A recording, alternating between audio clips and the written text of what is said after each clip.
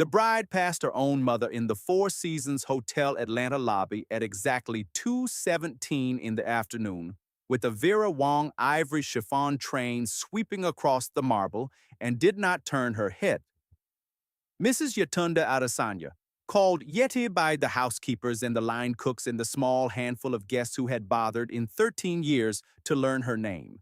Mrs. Yatunde Adesanya stood with her back against the soft, pale cream stone wall of the employee corridor that opened onto the Four Seasons lobby at the south side of the porte cochere. She was 54 years old. She wore the dove gray cotton service uniform of the Four Seasons Hotel Atlanta employee dining room, with the small embroidered nameplate above her left breast pocket, with her thick, natural black hair pulled back into a low, neat bun under a soft black cotton cap, with the small gold cross her late mother, Mrs. Folick Adesanya, had given her, in Ibadan in 1986, on a thin chain at her throat. She had been bringing the after-luncheon dessert cart from the employee dining room toward the housekeeping office. The cart held 22 small cream porcelain plates of warm bread pudding with bourbon caramel. They were the Saturday special. The bride, in the long ivory Vera Wang with the sleek jet black straightened hair pinned high in the small white satin Manolo Blahnik shoes, and the small, careful pearl and diamond drop earrings that had belonged since 1951 to the late Mrs. Lavinia Whitaker. The bride was Miss Adebola Adesanya, called Beau by her colleagues at the Buckhead PR firm, 28 years old, Yeti's only daughter. The daughter Yeti had raised alone in a one-bedroom apartment at 4118 Hollywood Road in northwest Atlanta, after Mr. Olumide Adesanya had been killed in a tractor-trailer rollover on I-285 westbound in Cobb County in October of 2008, when Beau had been 10. The daughter Yeti had walked 4 miles round-trip every Wednesday afternoon for 7 years from Hollywood Road to the Bankhead branch of the Atlanta Fulton Public Library to bring Beau to her free reading tutor session and back. The daughter Yeti had put through Spelman College in 3/4 on a single Four Seasons paycheck and 2 small Yoruba Methodist sisterhood grants, with the small, careful private hope that Beau would never have to wear a dove gray service uniform a single day of her life. Beau had wanted that hope as much as Yeti had. Beau had wanted it more. Beau had begun, in her senior year at Spelman, to introduce her mother, when she had to introduce her at all, as my mother in Atlanta, with no further information. Beau had skipped Mother's Day at Hollywood Road for 4 straight years. Beau had not invited Yeti to her own engagement party at the driving club. Beau had not invited Yeti to the bridal shower at the Whitaker estate in Buckhead. Beau had told her future mother-in-law, Mrs. Patrice Whitaker, that Mrs. Yatunde Adesanya was a private person who preferred to keep to herself. The wedding invitation that should have been mailed to 4118 Hollywood Road had never been mailed. Yetta had learned about her own daughter's wedding 3 weeks earlier when Ms. Halima Conte, the 32-year-old head of housekeeping at the Four Seasons, Sierra Leonean American, Yeti's friend of 9 years, had come down to the employee dining room with the rooming chart for the 3rd weekend of May. "Yeti," Halima had said. "Yeti, sister, there is a wedding here Saturday the 16th. Whitaker Adesanya. Are you the Adesanya?" Yeti had set down her ladle. She had looked at the rooming chart. She had said, in her slow, careful Yoruba-inflected English, "Yes, sister, the bride is my daughter." Halima had said nothing for a long time. Then she had said, "Yeti, will you be the mother of the bride? Will I make you a suite?" "No, sister," Yeti had said. "Beau has not invited me. She does not wish for it. I will work the lunch shift on Saturday as I always do. The bride will be on the rooftop garden at 4:30. I will be in the kitchen. I will not embarrass her." Halima had cried. Yeti had not.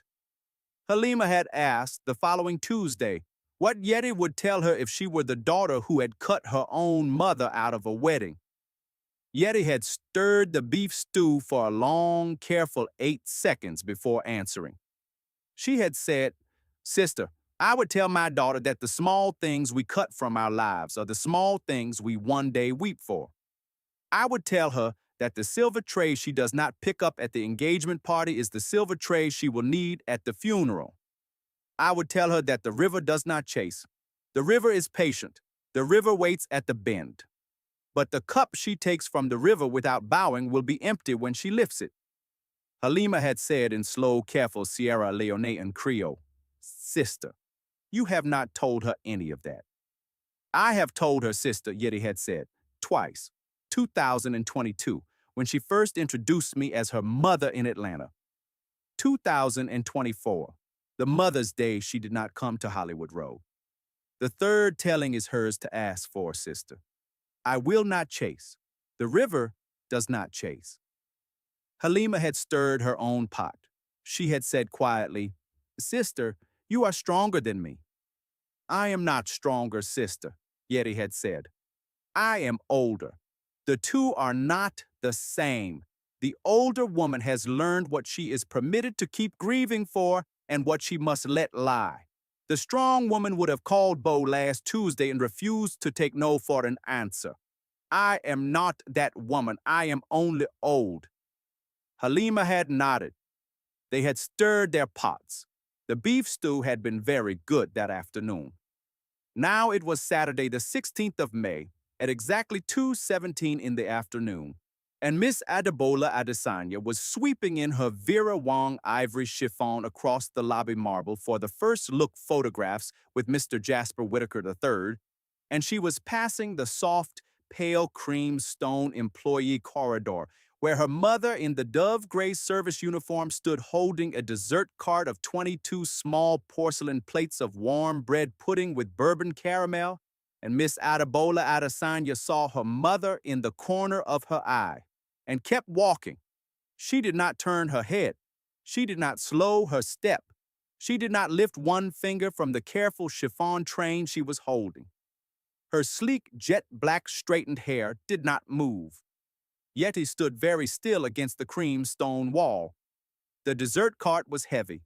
She had been on her feet for 6.5 hours. She did not move. Behind Bose, 12 careful paces behind her down the marble, came the maid of honor, Miss Adaobi Adesanya, 27, the bride's first cousin, the daughter of Yeti's older sister, Mrs. Bunmi Adesanya, Olatunde of Lagos. Adaobi was in a pale, dusty rose silk bridesmaid gown with thin straps, her natural curls pinned up with two small, fresh white gardenias, and Adaobi saw Yeti against the wall, and Adaobi stopped walking. "Auntie Yeti," said Adaobi in slow, careful Yoruba. Yeti smiled. The smile did not reach her eyes. "Adaobi, daughter, go. The photographer is waiting. Your cousin should not be kept." "Auntie, she did not see you." "She saw me, daughter." Adaobi looked at the dove gray uniform. She looked at the small embroidered nameplate. Her own dark eyes filled. "I will tell her," said Adobe. "You will not, daughter," said Yeti. "You will go to her. You will smile in the photographs. You will be a good cousin. After the wedding in Lagos, you will tell my sister Bunmi how the day was. You will not tell my sister Bunmi about this corridor. Do you understand me?" "Yes, auntie." "Go, daughter." Adaobi went. She caught up to Bo at the porte cochere doors. She did not say what she had been told not to say. The photographer, a young man from Buckhead Studio 12, posed the bride against the standing white marble fountain. Mr. Jasper Whitaker III joined her. They did the first look. Bo laughed and Jasper laughed, and the photographer caught the laughter, and the photographer would later sell the photograph to Atlanta Magazine for the August Society issue under the caption, "A Quiet Old Atlanta Love." Mrs. Yatunda Adesanya pushed the dessert cart slowly down the employee corridor toward the housekeeping office. She did not cry. She did not slow her step. She delivered all 22 small porcelain plates of warm bread pudding with bourbon caramel to the housekeeping staff break room. She returned to the employee dining room. She began the afternoon prep for the evening shift staff dinner. Beef stew with carrots and small parsnips, which the night shift would eat at 9 before they began the wedding reception breakdown. She did not know that afternoon that the closed-circuit security feed from the lobby of the Four Seasons Hotel Atlanta, the same feed that fed every guest suite as a complimentary in-room courtesy channel, was, at that moment, playing on the muted television set in Suite 1108 on the 11th floor. Suite 11E8 was occupied by Mr. Augustus Whitaker, 89 years old, the founder of Whitaker Paper and Pulp Industries of Atlanta. Established in 1969 with a borrowed $1,900 and a leased used Studebaker stake bed truck. Father of Mrs. Patrice Whitaker, grandfather of Mr. Jasper Whitaker III, husband until 2014 of the late Mrs. Lavinia Whitaker, who had passed in this very suite of pancreatic cancer. Mr. Augustus had moved into Suite 1108 of the Four Seasons Hotel Atlanta the week after Lavinia's funeral, and he had remained in Suite 1108 for the 11 years since. He had a Mayo Clinic-trained nurse who came twice daily. He had a Murphy bed library of 48 books. He had the standing room service privilege of the hotel and a Tuesday and Thursday lunch order that had not varied in 11 years. A small bowl of beef stew with carrots and small parsnips, a single buttered roll, a small pot of black tea with no sugar, and a single small piece of warm bread pudding with bourbon caramel.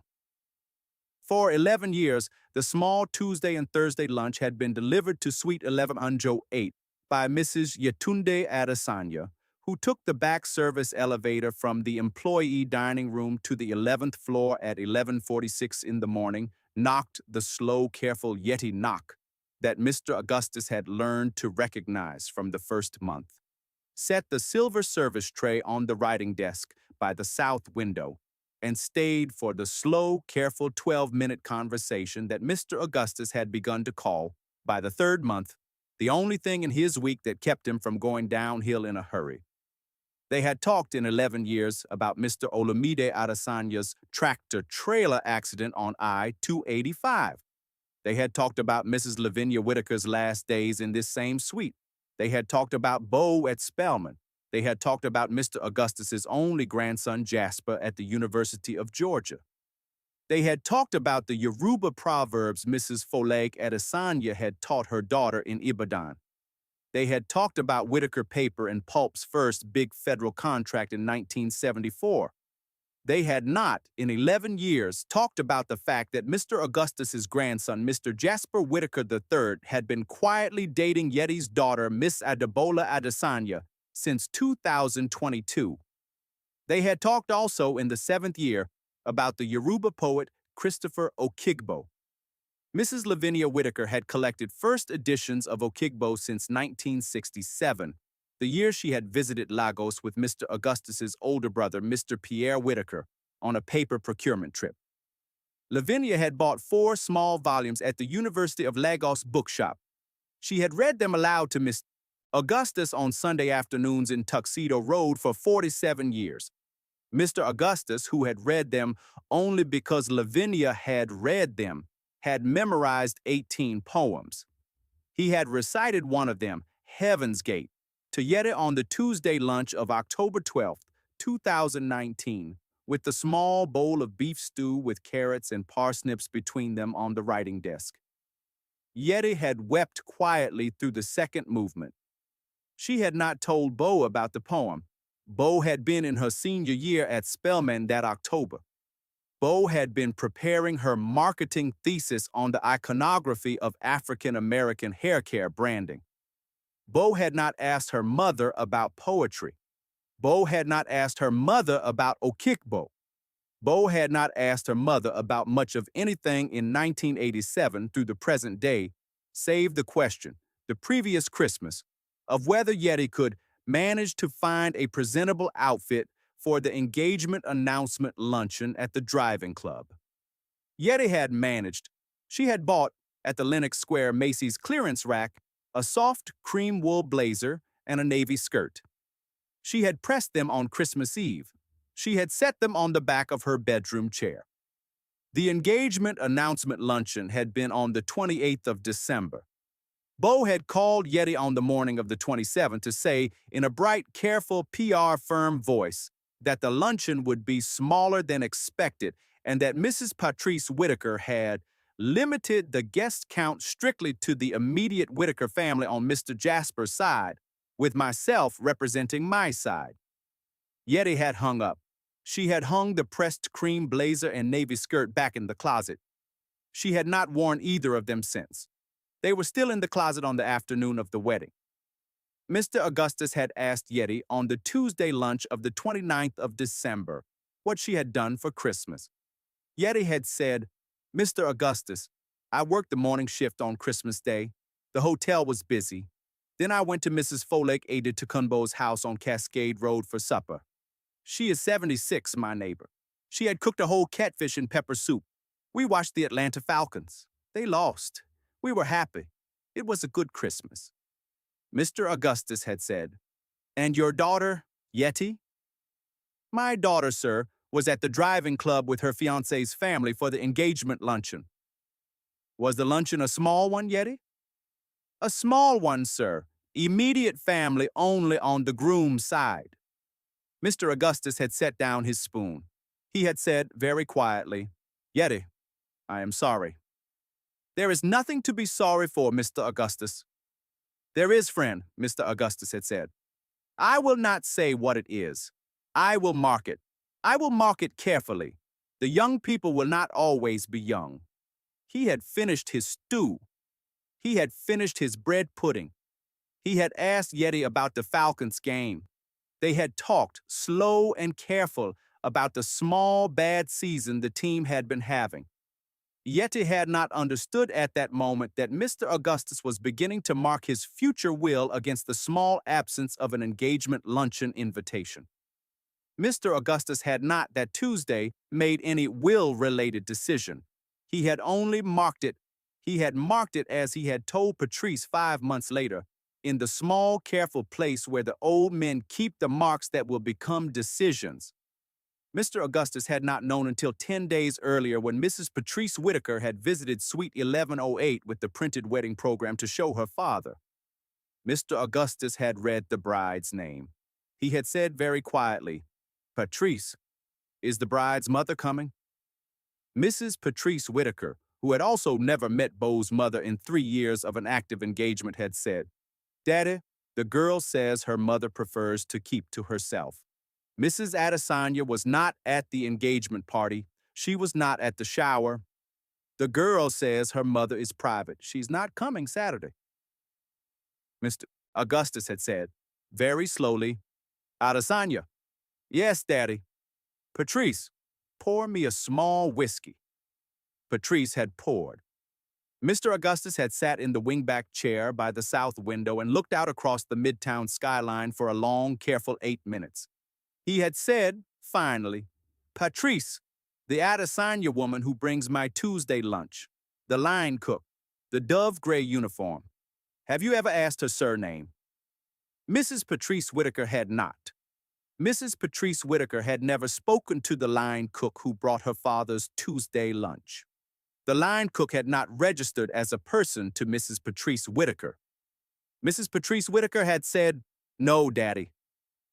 "Adesanya," Mr. Augustus had said quietly to the window, "I have been served, Patrice, by your grandson's bride's mother every Tuesday for 11 years, every Thursday for 11 years. Patrice had said nothing. She had not understood at that moment the full weight of what her father was telling her. Mr. Augustus had said, "Patrice, I would like to see Mr. Roderick Macomber this evening at 6. Please call him." "Daddy, the wedding is Saturday. Are you well?" "I am dying, Patrice. I have been dying 9 months. The wedding has nothing to do with Mr. Macomber. Please call him." She had called Mr. Roderick Macomber, senior partner at Macomber and Lyle Estate Attorneys at 188 Peachtree Center Avenue, who had served as Mr. Augustus's personal estate counsel for 41 years. Mr. Macomber had come to Suite 1108 at 6:08 that evening. He had stayed until 10:40. He had returned the following morning at 9 with a clean draft of a substantially revised last will and testament, witnessed by Father Ignatius Bellingham of the Cathedral of St. Philip on Peachtree Road, and by Ms. Halima Conte of the Four Seasons Housekeeping Office. Mr. Augustus had signed. The will had been notarized. The original had been placed in a cream manila envelope and sealed. Now, on Saturday, the 16th of May at 2:17 in the afternoon, Mr. Augustus Whitaker sat in his wingback chair by the south window of Suite 1108, in a pressed, pale blue cotton pajama set under a soft, gray wool robe, with the closed-circuit lobby feed muted on the small television, and he watched his grandson's bride pass his Tuesday lunch line cook in the lobby corridor and not turn her head. He picked up the room phone. He pressed the speed dial for Mr. Roderick McCumber. "Roderick," he said quietly, "she did exactly what I thought she would do. The will stands. Are the two letters drafted as we discussed?" "Yes, Augustus, sealed." "Sealed. Bring them at 4. Wait in the lobby. When I send for you, come up. I do not know precisely when. It will be before dark." "Yes, Augustus." "Roderick." "Yes, Augustus. Thank you, friend, for 41 years. You are welcome, friend. I will see you at 4. Mr. Augustus hung up. He looked out the south window. He could see, across Midtown, the small green roof of the Cathedral of St. Philip on Peachtree Road, where Mrs. Lavinia Whitaker had been baptized in 1936, where the two of them had been married in 1954, and where Father Ignatius Bellingham would, that very evening at 7:15, offer a small private vigil mass for Mrs. Lavinia Whitaker on the 12-year anniversary of her passing. Mr. Augustus had not been able to attend a single one of the 12 anniversary masses in person. Father Ignatius had brought the small private prayers to Suite 1108 each year. He would come tonight. He would bring the small carved oak crucifix that Lavinia had loved. He would sit by the wingback chair. He would pray. Mr. Augustus closed his eyes. The closed-circuit lobby feed continued to play silently on the muted television. The afternoon light came in slow, careful through the south window. The small green roof of the cathedral was barely visible against the late afternoon haze. He drowsed for 41 careful minutes. He did not dream. The wedding ceremony of Miss Adebola Adesanya and Mr. Jasper Whitaker III began on the rooftop garden of the Four Seasons Hotel Atlanta at exactly 4:32 in the afternoon. 186 guests in cream linen and pale blue silk were seated on white folding chairs under a canopy of white peonies and white hydrangeas. Father Ignatius Bellingham, in white vestments, was the celebrant. The string quartet from the Atlanta Symphony Chamber Series played the Bach air on the G string. Bo walked down the aisle on the slow, careful arm of her late father, Mr. Olumide Adesanya's older brother, Mr. Babatunde Adesanya of Houston. Mrs. Patrice Whitaker, in a pressed pale blue silk skirt suit with the Whitaker pearls, sat in the front row on the groom's side. The front row on the bride's side held Mrs. Bunmi Adesanya Olatunde of Lagos and a single empty white folding chair where the program said, "Mother of the Bride." The empty white folding chair had been a private compromise between Bo and the wedding planner, Ms. Calliope Penrose. Bo had wanted no chair at all. Miss Penrose had said, very gently, that an empty chair was traditional for departed parents and would not raise questions. Bo had agreed to the empty chair on the condition that Ms. Penrose tell no one why it was empty. Ms. Penrose had agreed. Yeti stood at the small back-of-house staff serving station at the rear of the rooftop garden, in the dove gray service uniform, holding a chilled silver tray of 12 coupes of pale amber champagne. She had been ordered up to the rooftop at 4:20 by Mr. Roman Kosuth Beres, the 51-year-old Hungarian-American general manager of the Four Seasons Hotel Atlanta.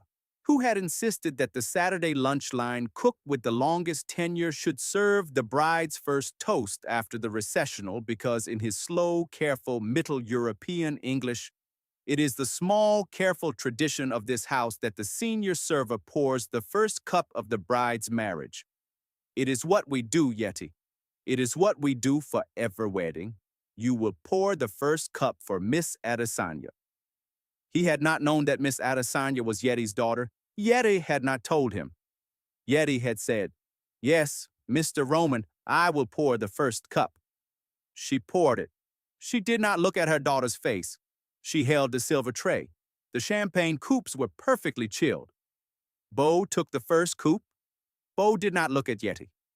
Bo said, "Thank you," in the bright, careful voice she used at the Buckhead PR firm. The thank you was the kind one said to any service worker. It carried no recognition. Mr. Jasper Whitaker III took the second coupe. Mr. Jasper Whitaker III did not look at Yeti either.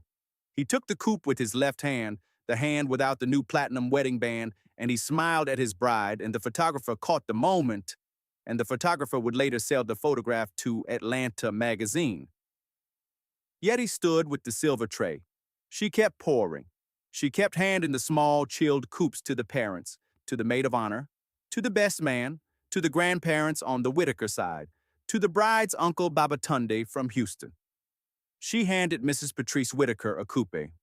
Mrs. Patrice Whitaker took the coupe and looked at Yeti's nameplate. The nameplate read, "Y. Adesanya." Mrs. Patrice Whitaker's hand on the coupe went very still. She said very softly, "Mrs. Adesanya." Yeti looked up. Her slow, careful brown eyes met Mrs. Patrice Whitaker's. She did not speak. "Mrs. Adesanya," said Mrs. Patrice Whitaker again, is your daughter our bride?" Yeti said quietly, "Yes, ma'am, she is." Mrs. Patrice Whitaker set the coupe down on the small back-of-house staff serving station. She did not drink. She turned. She walked, slow and very straight, away from the staff station, down the rooftop garden aisle, toward Father Ignatius, who was finishing a quiet conversation with the bride and groom at the small white altar. Mrs. Patrice Whitaker did not interrupt the conversation. She stood at the side of the altar. She waited. The reception began at 6:15 in the grand ballroom on the second floor.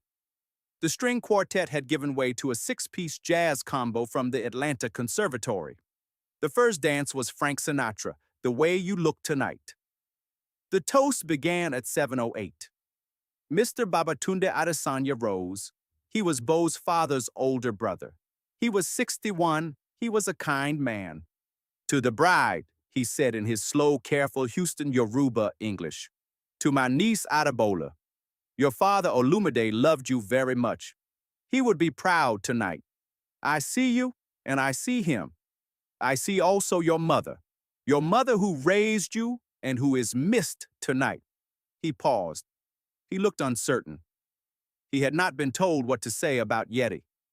He had been told only that Yeti was unwell and preferred to keep to herself. He chose to be quiet about it. "I see your mother in your face, daughter. I see her in your eyes. I raise this glass to Olumide who is gone and to your mother who is," he paused again, "with us in spirit tonight." Bo's lips tightened. Adalby, the maid of honor sitting at the head table, set down her champagne flute and did not pick it up again for the rest of the toasts. Mrs. Patrice Whitaker rose next. She looked across the head table at her new daughter-in-law. She said, in a clear, careful Atlanta society voice, "I would like to say something, if I may. To the bride, Adebola, Bo, I had not known until 2 hours ago that your mother is alive and well in this very building. I had not known that she has worked in this building for 13 years. I had not known that she has personally served my father his Tuesday and Thursday lunch for 11 years. I would like to know, Bo, why I did not know. I would like the rest of us at this table to know also. Will you tell us?" The grand ballroom went very quiet. The six-piece jazz combo who had been waiting for the next toast stopped playing. The 186 guests, with their lit candles and their white rose centerpieces, looked at the head table. Bo did not answer. Adaobi answered. Adaobi said very softly in slow, careful Yoruba, Aunt Yeti is downstairs in the employee dining room. She poured the champagne for the recessional. Bo passed her in the lobby corridor at 217 and did not turn her head. I saw it. I did not say what Aunt Yeti asked me not to say. The grand ballroom did not move. Mrs. Patrice Whitaker turned to her son. Jasper, she said, did you know your wife's mother served your great-grandfather his Tuesday lunch? No, mother, said Jasper. His voice was very quiet. Bo, said Mrs. Patrice Whitaker, where is your mother right now? Bo did not answer. Bo set down her champagne flute. Bo stood up. Bo, in the Vera Wang ivory chiffon, walked very slowly out of the grand ballroom toward the lobby ladies' room. She did not return for 9 minutes. When she returned, her eyes were red and her makeup had been carefully reset, and she sat back down at the head table, and she said quietly to her new mother-in-law, Mrs. Whitaker, I would like to apologize. I made a mistake. I will introduce you to my mother after the cake. But there was no after the cake introduction, because at exactly 7:41 in the evening, while the toasts were still ongoing in the grand ballroom, Mr. Roman Kossuth Barris came quietly through the side service door of the ballroom, walked to the head table, leaned to Mrs. Patrice Whitaker, and said, very low, Madam Whitaker, forgive the interruption. Your father is failing. He has asked for you, and for Mr. Jasper, and for the bride, and for the bride's mother. Mr. Macumber is with him. He has asked also for Father Ignatius. He has asked for the 5 of you, with Mr. Macumber in suite 1108. He says it cannot wait. Mrs. Patrice Whitaker stood. Jasper stood. Bo stood. The grand ballroom watched. Send for Mrs. Adesanya, Mrs. Patrice Whitaker said quietly to Mr. Roman. She is downstairs. Bring her in her uniform. Do not let her change. He will know her in the uniform. He has known her 11 years in the uniform. Yeti was in the employee dining room kitchen with Halima when Mr. Roman came down. He told her, in his slow, careful Middle European English, what was happening. Yeti set down the ladle. She washed her hands. She walked with Mr. Roman to the staff elevator. They rode in silence to the 11th floor. Suite 1108 was lit by a single soft lamp on the small writing desk by the south window. Mr. Augustus Whitaker was in the wingback chair, in the pressed pale blue cotton pajama set under the soft gray wool robe. Father Ignatius Bellingham was kneeling beside the chair. The Mayo Clinic trained nurse was on the far side of the room. Mr. Roderick Macumber, the 74-year-old white estate attorney in a dark navy two-piece, stood by the writing desk with 2 sealed cream manila envelopes in his hands. Mrs. Patrice Whitaker stood by the window. Mr. Jasper Whitaker III stood beside his mother. Bo stood by the door. When Yeti came in, still in the dove gray service uniform with the small embroidered nameplate, with the small black cotton cap, Mr. Augustus Whitaker opened his eyes. He smiled. The smile was small, but it was real. Mrs. Adesanya, he said quietly. Yeti. Mr. Augustus, said Yeti. Her voice was steady. Come here, daughter. By the chair. She came. She knelt by the wingback. She took his cold, dry hand. She did not look at Bo. Yeti, said Mr. Augustus, I am going tonight. I would like, before I go, for Mr. Roderick to read the 2 letters I have asked him to bring. The first is for my granddaughter, for Adebola. The second is for you. Patrice will hold my other hand while he reads. Jasper will stand by his mother. Father Ignatius will pray quietly. Roderick, please proceed. Mr. Roderick Macumber stepped forward. He broke the first cream manila seal. He took out a single page of cream paper. He read in his slow, careful Atlanta attorney voice. To Miss Adebola Adesanya, dated this 15th day of May in the year 2026. My granddaughter, For as of tomorrow afternoon at 4:30 p.m., you are my granddaughter by marriage. I have known you in the abstract for 38 months, since my grandson Jasper first mentioned your name to me at a Tuesday lunch in this suite. I have known your mother in the flesh, by the hand, and by the slow, careful Tuesday lunch conversation for 11 years. In all of that time, you did not once mention to my grandson that your mother was the line cook of the Four Seasons employee dining room. I had assumed this was your business and not mine. I had assumed, on the strength of my grandson's good upbringing and my own faith in his mother Patrice's careful raising of him, that you would, in your own time, introduce my grandson to your mother.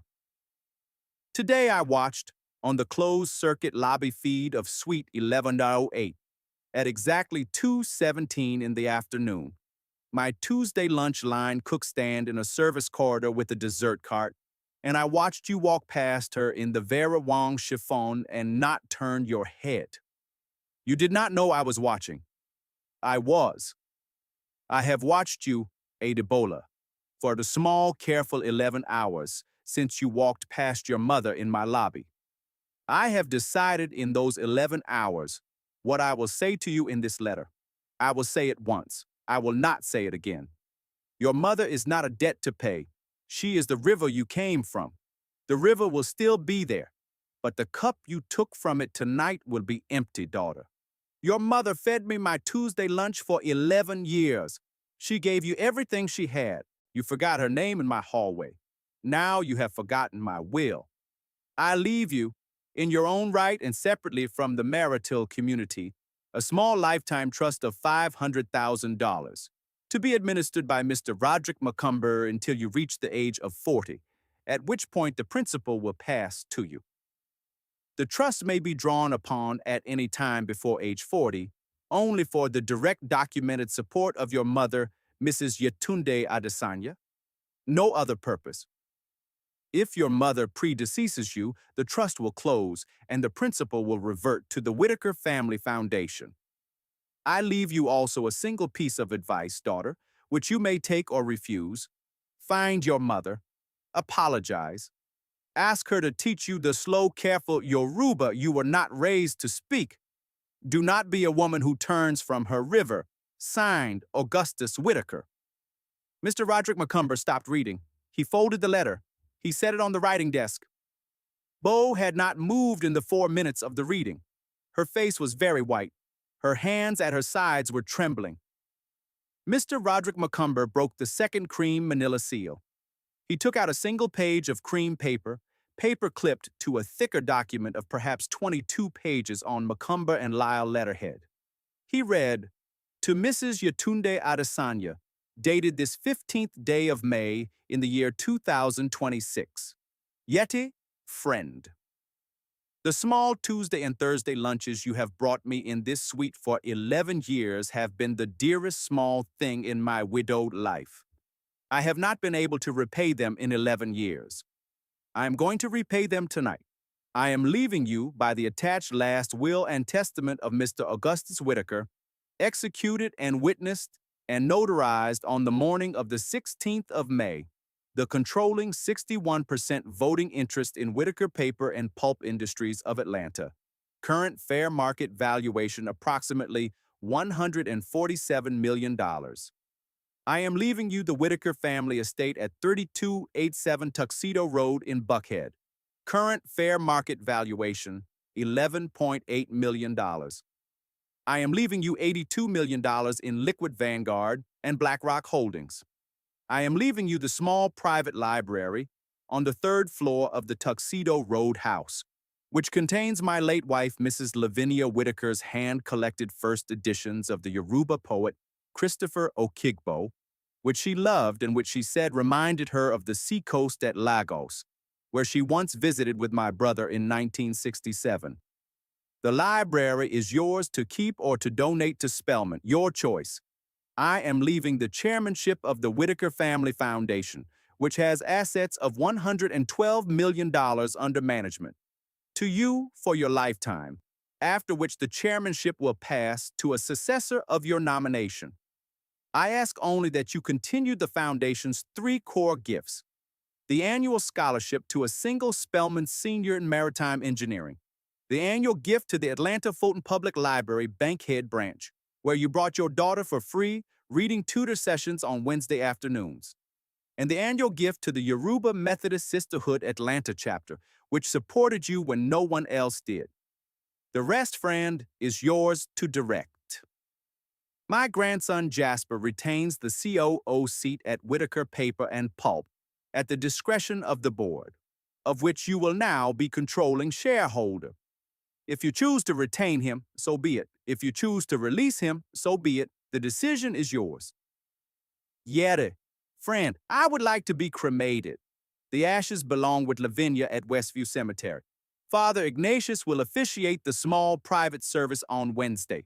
Please come if you can. I will save you a small chair beside the urn. I will not be there to embarrass you with thanks. Signed, Augustus. Mr. Roderick Macumber stopped reading. The room was very quiet. Mr. Augustus Whitaker looked at Yeti. He smiled the small, real smile. He said, in a whisper, "Friend, forgive me for not saying it sooner. I had wanted you to come to it on your own. Today told me you would not." Yeti kissed his cold, dry hand. She said very low, "Mr. Augustus, there is nothing to forgive. There has been nothing to forgive in 11 years. Then we are square, Yeti," said Mr. Augustus. He closed his eyes. He breathed quietly. He stopped breathing at 8:22 in the evening. Father Ignatius prayed. Mrs. Patrice Whitaker, with her father's other cold, dry hand still in her own, looked across the wingback at Mrs. Yetunde Adesanya, and she said, in a slow, careful Atlanta society voice that was not a society voice at all, "Mrs. Adesanya, I would like, when you are ready, to come down to Hollywood Road and meet you properly. I would like to learn what my son's wife refused to learn. Will you receive me?" "Yes, ma'am," said Yeti. "Any Sunday afternoon." "This Sunday?" "This Sunday." Bo, by the door, made a small, sharp sound in her throat.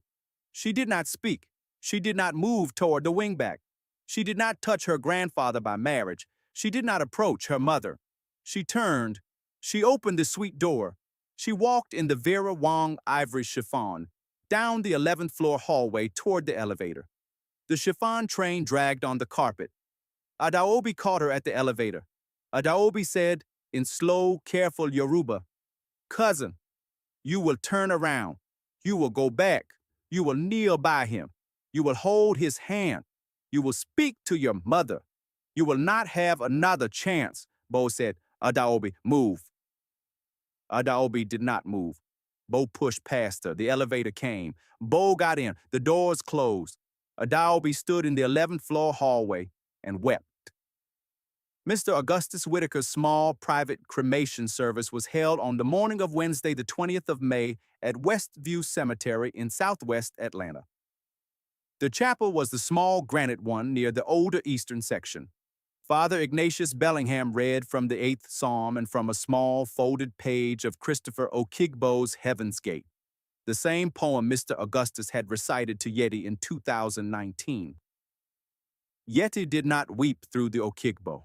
She had been weeping for 3 days at Hollywood Road, quietly, with Mrs. Folake Adetokunbo holding her hand on the small front porch step. The weeping was done. The chapel was for sitting still. The small cream porcelain urn was placed beside the urn of Mrs. Lavinia Whitaker in the Whitaker family plot in the eastern section. The two urns sat side by side on the small granite shelf with the small carved date of 1954, the year of their marriage, engraved between them in slow, careful Roman letters. Father Ignatius blessed both urns. Mrs. Patrice Whitaker laid a single small white rose on each. Mr. Jasper Whitaker III laid a single small white rose on his great-grandfather's urn. Yeti laid a single small white rose on Mrs. Lavinia Whitaker's urn, although she had never met her. Adaobi sat in the pew behind Yeti. Adaobi had flown back from Lagos for the service. Bo had not flown back from St. Lucia. After the service, Mrs. Patrice Whitaker walked Yeti out to the small parking lot. They did not speak for the first 12 steps. Then Mrs. Patrice Whitaker said, Mrs. Adesanya, I owe you an apology. I have owed it to you for 3 years. I did not know your face until Saturday afternoon. That is a small embarrassment that I will carry. I will not name it tonight. I will name it slowly. I would like, if you will allow it, to come to Hollywood Road this Sunday, and the Sunday after, and the Sunday after that, until I have learned the small, careful things about my son's mother-in-law that any decent mother-in-law of a son already knows about the woman who raised his bride. Will you receive me on those Sundays? Yes, ma'am, said Yeti. I will receive you on Sundays. I will receive you on Tuesdays also, if you prefer the day my husband used to come home from his long routes. Mr. Olamide came home Tuesdays. The house has the small, careful Tuesday night feel still. You may come Tuesdays if Sundays are difficult. Sundays will do for now, Mrs. Adesanya. Tuesdays, perhaps in time. Yes, ma'am. They reached the car. Mrs. Patrice Whitaker took both of Yeti's hands in hers.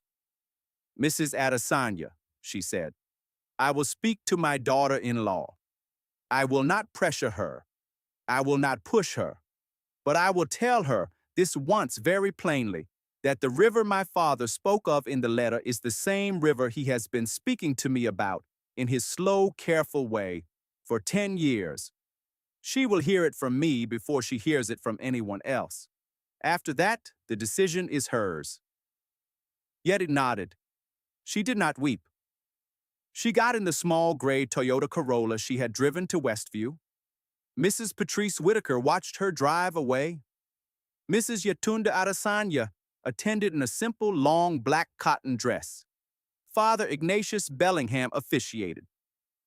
Mrs. Patrice Whitaker sat beside Yeti at the small private chapel and held her hand through the readings. Mr. Jasper Whitaker III sat on the row behind in a black suit and did not weep until the third psalm. Miss Adebola Adesanya did not attend. Miss Adebola Adesanya had flown to St. Lucia on Sunday morning for the pre-planned honeymoon. She had gone alone. Mr. Jasper Whitaker III had not gone. Mr. Jasper Whitaker III had stayed in Atlanta and had spent 6 of the 7 days of the would-be honeymoon at his grandfather's bedside, and at his great-grandfather's small cremation service, and at the slow, careful first board meeting of the new controlling shareholder of Whitaker Paper and Pulp Industries. The new controlling shareholder of Whitaker Paper and Pulp Industries was Mrs. Yetunde Adesanya. She came to the board meeting in a simple cream skirt suit, with the small gold cross from Ibadan at her throat. She sat at the head of the long black walnut board table. She said quietly, "Good morning. I am Mrs. Yetunde Adesanya. Mr. Augustus Whitaker has left me his controlling interest. Mr. Jasper Whitaker retains the chief operating officer seat at my discretion. We will speak of his discretion in 3 months after I have studied the company. We will not be hasty. I have read every quarterly report of the last 7 years in the 11 hours since the will was read. I have questions. We will go through them slowly. Are there any opening questions for me?" There were none. The first board meeting had taken 4 hours.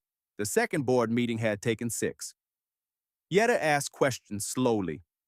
She did not pretend to know what she did not know. She asked the chief financial officer, Mr. Sebastian Drayton, to walk her through the containerized bunker fuel hedge that Mr. Augustus had taught her how to read aloud from the back porch in 2022. Mr. Drayton walked her through it. She caught a small posting error of $241,000 in the company's favor. She had the company refund the customer the following Monday. The customer was the Atlanta Fulton Public Library System, and the refund went to the Bankhead Branch Reading Tutor Program. Mr. Drayton, on the way out of the boardroom, said quietly to Mr. Norris Cuthbert of the boards, "That woman has the slow, careful Cole Augustus eye. The Whitaker board has not had that eye in 9 years. We are going to do better." She raised wages for the 5th quintile Whitaker paper and pulp line workers 11% in the second quarter. She replaced the contracted Cobb County logistics carrier that had been operating the I-285 route in 2008 with a direct hire carrier with mandatory double rest period regulations in the third quarter. She established the Mr. Olamide Adesanya Memorial Workers Safety Fund, capitalized at $4 million in the fourth quarter. She announced the Mrs. Lavinia Whitaker Endowed Scholarship in Yoruba Literature at Spelman College in the first quarter of the following year. Whitaker Paper and Pulp's annual revenue grew 9% in the second full year of her stewardship. The Atlanta Business Chronicle, which had once called Mr. Augustus Whitaker the steadiest old hand in Georgia paper, now called Mrs. Yetunde Adesanya, the steady mother of Peachtree Center. Miss Adebola Adesanya returned from St. Lucia on the following Friday. She came to 4118 Hollywood Road on a Sunday afternoon in early June at 3 o'clock. She knocked on the front door in a simple cream sundress with no makeup. Yeti opened the door. "Mama," said Bo in slow, careful Yoruba. "Adebola, daughter," said Yeti. "Mama, I have come to ask if you will teach me Yoruba." Yeti looked at her daughter for a long, careful 8 seconds. She said, "Yes, daughter, come in. Sit at the kitchen table. We will start with the names for the small kitchen things. Cup, plate, spoon, ladle, pot, salt, bread, tea. We will say each one 10 times. Then we will move to verbs, to pour, to carry, to sit, to wait, to return, to forgive, to remain, to begin. Are you ready, daughter?" "Yes, mama." "Then sit, daughter, we will begin." There is an old saying in Yoruba that Mrs. Folake Adesanya had taught Yeti as a child in Ibadan. The saying goes, "The daughter who turns from her mother turns from the river. But the river is patient. The river does not chase. The river waits at the bend. When the daughter comes back, the river is still the river. The water is the same water. Drink, daughter, and stop running." Mrs. Yatunda Adesanya, 54 years old, on the Saturday afternoon her daughter passed her in the Four Seasons Hotel Atlanta lobby corridor at 217, was 55 years old when her daughter came to Hollywood Road on a Sunday afternoon in early June with no makeup and asked to be taught the Yoruba she had never learned. She is 56 years old now, and she sits at the head of the long black walnut board table in the Whitaker Paper and Pulp Industries boardroom at 88 West Peachtree Street, and she signs the quarterly reports with a slow, careful hand. Every Friday at noon, she comes down to the Four Seasons Hotel Atlanta employee dining room and has lunch with Ms. Halima Conte of housekeeping. They take the slow, careful beef stew with carrots and small parsnips. They sit at the same small back table they have sat at for 9 years. The dove gray uniforms come and go around them. Some of the new line cooks know who she is. Most of them do not. She does not mind. She prefers it that way. Every Tuesday at 11:46 in the morning, she rides the back service elevator to the 11th floor and walks down the long carpeted hallway to Suite 1108. The suite is unoccupied.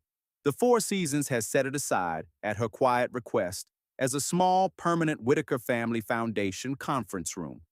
She unlocks the door with her own slow, careful key. She crosses to the wingback chair by the south window. She sits. She looks out across Midtown toward the small green roof of the Cathedral of St. Philip on Peachtree Road. She does not weep. She does not pray. She sits for the slow, careful 12 minutes that Mr. Augustus Whitaker used to call the only thing in his week that kept him from going downhill in a hurry. Then she stands. She locks the door behind her. She rides the back service elevator down. The Friday noon beef stew is calling. The work is calling. Bo will be in the kitchen at Hollywood Road on Sunday at 3 with the small cream sundress and the small, careful Yoruba lesson book. The river is patient. The river waits at the bend. The water is the same water. She drinks. Thanks for watching. If you enjoyed the story, please subscribe to this channel and tell us where you are watching from. Have a wonderful day.